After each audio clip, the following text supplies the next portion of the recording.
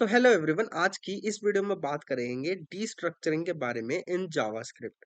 तो यूजुअली हम लोग जब इंटरव्यूज दे रहे होते हैं तो हो सकता है ये टॉपिक ज्यादा इंपॉर्टेंट ना हो, बट अगर आप लोग एक्चुअल डेवलपमेंट कर रहे हो तो आप एरेज या फिर आपका ऑब्जेक्ट्स इन सब के साथ बहुत ज्यादा काम करते हो।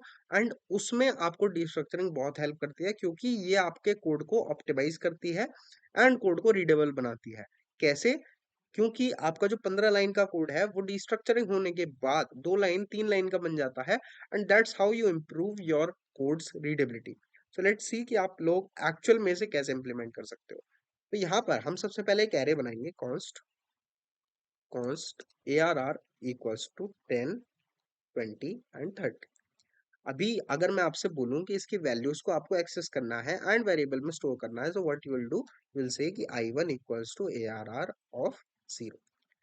रन कराऊंगा, सो अभी कुछ नहीं आएगा, बट कंसोल कराएं अगर हम I1 रन करें, सो विल सी कि 10 आ गया। नाइस। अगर मैं आपसे बोलूं कि एक बार सेकंड वैल्यू को भी करके दिखाओ, so what you will do कि okay I1 and then I2 run करेंगे, सो विल सी कि 10 20 आ गया। But is it a better way to do this? No. इससे बेटर वे हमारे पास है डीस्ट्रक्चरिंग। एंड वो कैसे करना है? सो उसमें आपको यहाँ पर लिखना होगा const I1 I2 equals to AR। अब आपके पास I1 एंड I2 की जो वैल्यूज हैं वो आ गई। रन करेंगे, सो यू विल सी कि सेम वैल्यूज प्रिंट हो रही है। 30 कहाँ जाएगा? 30 के लिए आपके पास दो वेज है। Either you can do rest, अगर आपको अभी जरूरत नहीं है बाकी एलिमेंट्स की, तो you can do triple dot and then कोई भी एक नेम जिसके अंदर जो बची हुई वैल्यूज है वो एक एरे के फॉर्म में स्टोर हो जाएंगी। अगर मैं आपको कंसोल करके दिखाऊं, सो यूल सी कि रेस्ट के अंदर हमारा जो 30 है वो एक एरे के फॉर्म में स्टोर है। अगर यहाँ पर 30 के बाद 40 होता, सो 30 40 स्टोर होते। बट अगर मैं यहाँ पर I3 को एक्सेस कर लूं, राइट, एंड देन रेस्ट करूं, सो यहाँ पर क्या होगा? रन कराता हूँ, सो यू विल सी कि 40 आ गया। बट अगर मैं 40 को निकाल देता हूँ, यानी कि तीन वैल्यूज थी, मैंने तीनों एक्सेस कर ली, देन मैं रेस्ट दे रहा हूँ एंड रन कराऊंगा, सो यू विल सी कि एक एम्प्टी एरे आएगा। क्यों? क्योंकि और एलिमेंट्स हैं ही नहीं वहां पर। So that is the thing. ठीक है। अब बात करते हैं ऑब्जेक्ट्स के बारे में। तो यहाँ पर क्रिएट करते हैं एक objects const obj equals to name Shivam age 21 and then address. इसमें आपका सिटी आएगा दिल्ली,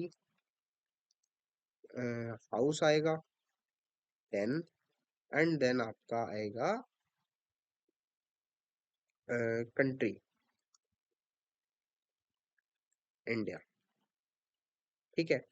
अब ये आपका एक ऑब्जेक्ट है, इसको आपको करना है टी स्ट्रक्चर। वो कैसे करेंगे? रन कराएंगे, अभी कुछ नहीं प्रिंट होगा क्योंकि हमने कुछ कंसोल नहीं कराया। बट अगर मैं आपसे बोलूं इनिशियली कि भाई आपको कैसे करना है, so what you will do, you will say कि भाई name equals to obj dot name and then आप रिपीट करोगे एज के लिए भी, age and then age, right. And यहाँ पर कंसोल डॉट लॉग कराऊं, तो नेम एंड एज। अगर हम रन करें, सो यू विल सी कि शिवम एंड 21। ये एक अच्छा तरीका था, बट कुछ साल पहले तक जब डिस्ट्रक्चरिंग नहीं आया था।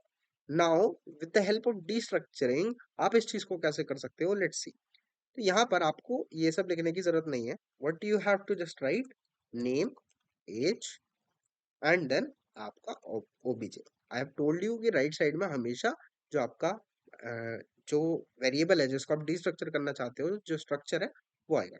सो यहाँ पर राइट साइड में OBJ and then name and age. Run करेंगे, सो यू विल सी कि सेम आउटपुट प्रिंट हो रहा है। एंड अगर आपको एड्रेस चाहिए, सो what you can do, you can just right address and यहाँ पर एड्रेस। एरेज के केस में ये इंपॉर्टेंट नहीं है कि आप लेफ्ट साइड में क्या दे रहे हो, बट ऑब्जेक्ट्स के केस में इट इज वेरी इंपॉर्टेंट, क्योंकि अगर आप NAM दे देते हो एंड रन करते हो, सो यू विल सी कि name is not defined. Sorry, NAM को ही अगर आप कंसोल डॉट लॉग कराओगे एंड रन करोगे, सो यू विल सी कि अनडिफाइंड। अनडिफाइंड इसलिए क्योंकि NAM नाम की कोई की यहाँ पे एग्जिस्ट ही नहीं करती थी।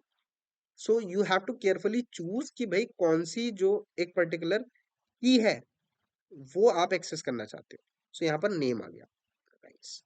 तो ये तो हो गया हमारा नॉर्मल ऑब्जेक्ट्स के लिए।